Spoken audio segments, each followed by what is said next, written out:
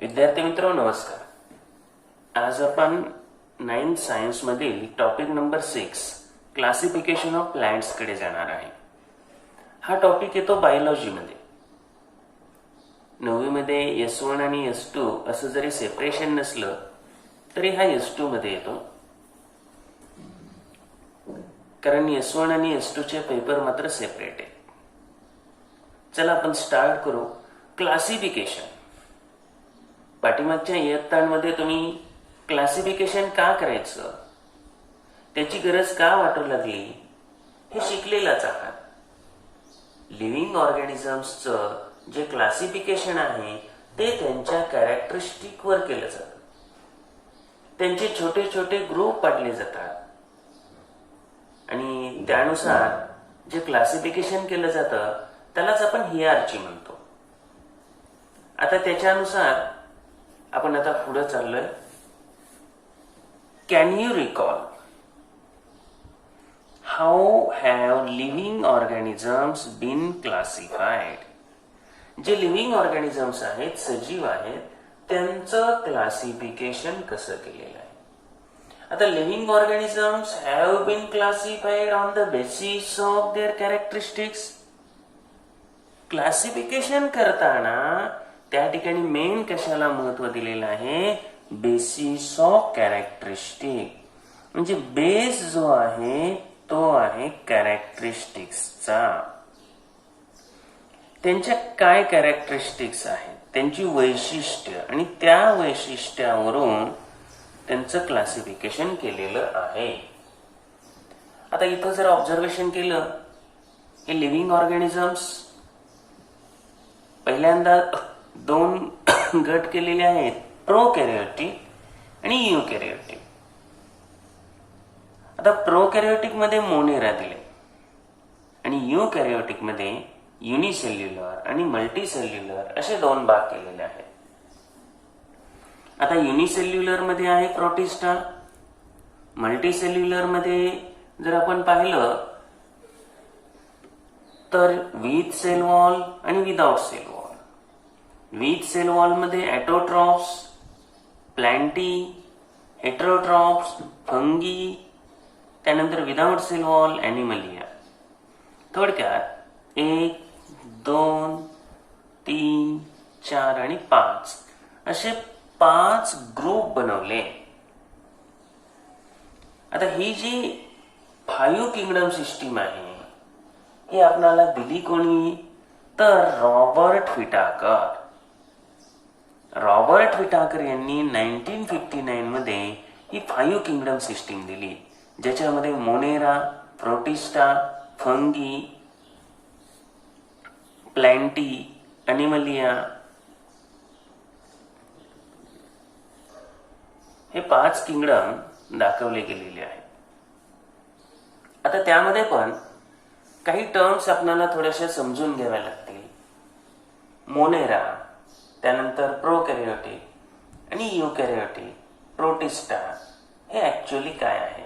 तर जे प्रोकॅरियोटिक आहे तर प्रोकॅरियोटिकच्या cell nucleus not well developed.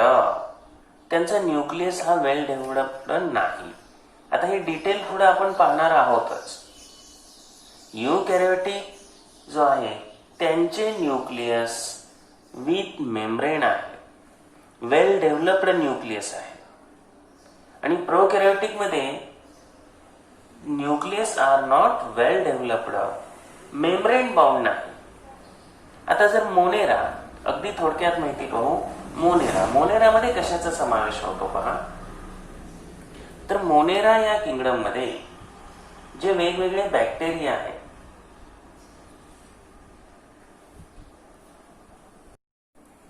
या बॅक्टेरियामध्ये या ठिकाणी वेगवेगळी फीचर्स दाखवलेले आहे. क्लॉस्ट्रिडियम असेल, स्टॅफिलोकॉकस असेल, त्यामध्ये जे वेगवेगळे टाइप्स आहेत ते या ठिकाणी दाखवलेले आहेत. बॅक्टेरिया बरोबरच या मोनेरा या किंगडम मध्ये ब्लू ग्रीन अल्गी सुद्धा येतात. आणि सर्व मोनेरा जे आहेत ते प्रोकॅरियोटिक आहेत, म्हणजे अगदी सिंपल कंपोनंट्सचे बनलेले आहे. दुसरा जो किंगडम आहे प्रोटिस्टा. आता प्रोटिस्टा हे युकॅरियोटिक आहे, mostly unicellular but some are multicellular. आता याच्यामध्ये जी आपण वेगवेगळी जी उदाहरणं आहेत, अल्गी आहे, त्या अल्गींची उदाहरणं याच्यामध्ये तुम्हाला प्रोटिस्टामध्ये देता येतील. युग्लिना हे अल्गीच एक्झाम्पल आहे. आता अल्गी बरोबरच तुम्हाला बाकीचे पण याच्यामध्ये आहे,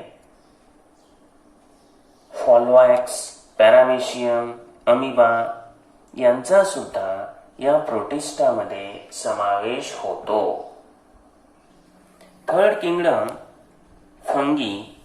आता या फंगीमध्ये जे म्युकर आहे त्या म्युकरचा समावेश आहे. वेगवेगळे फंगीचे जे प्रकार आहेत ज्यांचा न्यूक्लियस अगदी लहान असतो, मग बेकर सिस्ट असेल, ॲस्परगिल्स, पेनिसिलियम, मशरूम, हे सगळे काय आले फंगीमध्ये आले. आता हे नॉन व्हॅस्क्युलर युकॅरियोटिक आहेत, हे आपल्याला माहिती आहे. प्लॅन्टी या किंगडम मध्ये सर्व प्रकारच्या प्लांट्स येणार. त्यानंतर ॲनिमलियामध्ये सर्व प्रकारचे जे ॲनिमल्स आहेत त्यांचा समावेश होतो. तर अशा रीतीने या 5 किंगडम सिस्टीम मध्ये कोणाचा समावेश होतो, कोण प्रो कॅरियोटिक आहे, कोण यू कॅरियोटिक आहे, हे सुरुवातीला पाहिले. आता what are the hidden secrets of the kingdom plantae which impart this green freshness to our surroundings. आता तेच आपल्याला पाहायला सुरुवात करायची की प्लॅन्टची अशी कोणती कॅरेक्टरिस्टिक्स आहेत, कोणते हिडन सिक्रेट्स आहेत ज्यामुळे आपल्याला ग्रीन फ्रेशनेस मिळतो, आपला सराउंडिंग फ्रेश राहते, सभोवतालचा परिसर जो आहे तो हिरवा दिसतोय. त्याची कारण तर प्लॅन्टी या किंगडम मध्ये हे आपण डिटेल पाहणार आहोत. आता सुरुवातीलाच त्यांनी त्या संदर्भातला प्रश्न दिलेला आहे, which are special cell organelle that differentiate plant cell from animal cell. असा कोणता स्पेशल सेल ऑर्गॅनेली आहे की काय करतो तो प्लांट सेल आणि ॲनिमल सेल यांना सेपरेट करतो. तर क्लोरोप्लास्ट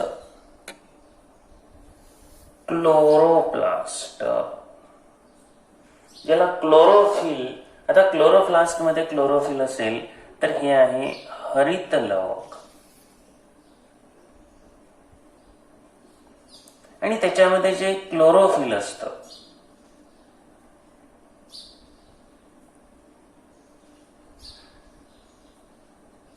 त्या क्लोरोफिलमुळं, हरितद्रव्यामुळं वनस्पतींना हिरवा रंग आलेला असतो.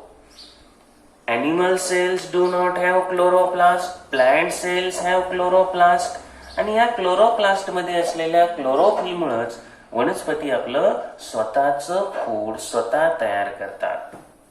ॲनिमल सेलमध्ये हे क्लोरोफिल नसतं आणि त्यामुळे animal cells cannot prepare their own food. या क्लोरोफिलमुळं ॲटोट्रॉपिक प्लांट्स आणि हेटरोट्रॉपिक ॲनिमल्स बनले, कारण ॲनिमल्समध्ये क्लोरोफिल नाही. The group of autotrophic living organisms have eukaryotic cells with cell walls is a group of plants. आता प्लांट्सचं हे एक महत्वाचं वैशिष्ट्य आहे की त्यांना सेल वॉल असतं, तर ॲनिमल सेल्सला सेल वॉलच नसतं. Plants have become autotrophic as they can perform photosynthesis with the help of chlorophyll. आता सांगितलं होतं की वनस्पतींच्या पानांमध्ये क्लोरोप्लास्ट नावाचं हरित लवक असतं आणि त्याच्यामध्ये क्लोरोफिल असतं. आणि या क्लोरोफिलमुळं या प्लांट्स काय करतात, फोटोसिंथेसिस घडवून आणतात. आणि फोटोसिंथेसिस या प्रोसेसमध्ये प्लांट्स आपलं फूड तयार करतात आणि हे फूडच ॲनिमल यूज करतात. फोटोसिंथेसिस या प्रोसेसमध्ये प्लांट्स वातावरणातला कार्बन डायऑक्साईड यूज करतात, वॉटर यूज करतात आणि त्यांच्या सहाय्यानं आपलं फूड तयार करतात.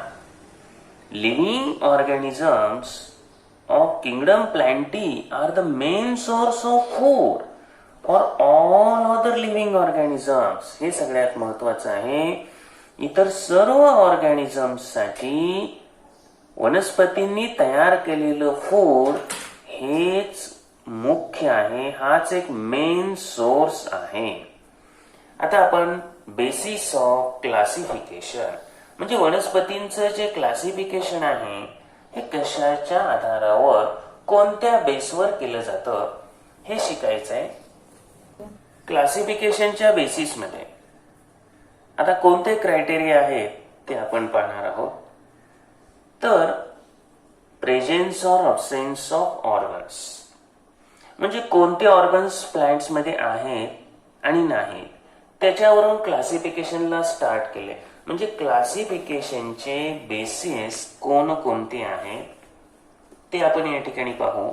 Basis of classification of plants मध्ये पहिला पॉइंट आपल्याला विचारात घ्यावा लागेल, ज्या पहिला क्रायटेरिया म्हणू आपण presence or absence of organs. कोणते ऑर्गन्स प्रेझेंट आहेत आणि कोणते अब्सेंट आहेत. त्यानंतर second presence or absence of conducting tissues for conduction of water and food. Presence or absence of conducting tissues तर वाहकऊती ज्या प्रेझेंट आहेत किंवा अब्सेंट आहेत तर त्यामध्ये पाण्यासाठी कंडक्शन ऑफ वॉटरसाठी झायलम, तर फूडसाठी ज्या फ्लोएम आहे. फ्लोएम हे फूड कंडक्शनसाठी यूज केले जातात. तर त्या टिश्यूज कंडक्टिंग टिश्यूज आहेत किंवा नाहीत किंवा कोणत्या स्वरूपातले त्याच्यावर थोडक्यात झायलम आणि फ्लोएमच्या प्रेझेन्स अब्सेन्सवर सुद्धा बेसिस ऑफ क्लासिफिकेशन आहे. थर्ड आहे presence or absence of seeds in plants. त्याच्या वनस्पतीमध्ये सीड्स आहेत किंवा नाहीत त्या बेसवर. त्यानंतर फोर्थ क्रायटेरिया आहे whether the seeds are enclosed in fruits or not. तर सीड्स हे फ्रूट मध्ये इन्क्लोज्ड आहेत किंवा नाही, ज्याला आपण एंजिओस्पर्म आणि जिम्नोस्पर्म म्हणतो. म्हणजेच यामध्ये काय असतात तर सीड्स नेकेड असतात, ओपन असतात आणि काही मध्ये इन्क्लोज्ड असतात. त्यानंतर पुढं फिफ्थ क्रायटेरिया आहे number of cotyledons in the seeds. आता याच्यामध्ये एक किंवा दोन कॉटिलिडॉन असू शकतात. तर त्या सीडचे दोन भाग होत असतील तर टू कॉटिलिडॉन म्हणतो आपण. सायन्सच्या लँग्वेजमध्ये त्याला आपण डायकॉटिलिडॉनिस म्हणतो. तर वन पार्ट होत असेल तर त्याला आपण मोनोकॉट किंवा मोनोकॉटिलिडॉनस असं म्हणतो. मोनोकॉट किंवा डायकॉट एवढं जरी म्हटलं तरी शॉर्ट मध्ये चालू शकतं. Monocot, dicot. Higher level classification करताना presence or absence flowers, fruit, seeds हा सुद्धा बेस विचारात घेतला जातो. जर फुलं असतील आणि नसतील तर क्रिप्टोगॅमी आणि फेनेरोगॅमी. क्रिप्टोगॅम्सला फुले येत नाही, ज्यांना आपण अपुष्प वनस्पती म्हणतो. तर फेनेरोगॅम्स या सपुष्प वनस्पती आहेत ज्यांना फुलं येतात. अँड इंट्रोडक्शन टू सायंटिस्ट मध्ये आपल्याला एका बॉटनिस्ट शॉर्ट मध्ये माहिती दिलेली आहे. तर बॉटनिस्ट आहे एचर. In 1883, Acher, a botanist, classified the kingdom Plantae into two subkingdoms. As a result, two subkingdoms, cryptogams and phanerogams, were considered for plant classification. आता या क्लासिफिकेशन मध्ये जे अनेक शास्त्रज्ञांचं योगदान आहे आणि त्यानुसार आपण इथं एचर यांनी प्लॅन्टी हा जो किंगडम आहे त्यामध्ये दोन सब किंगडम आणले, क्रिप्टोगॅम्स आणि फेनेरोगॅम्स.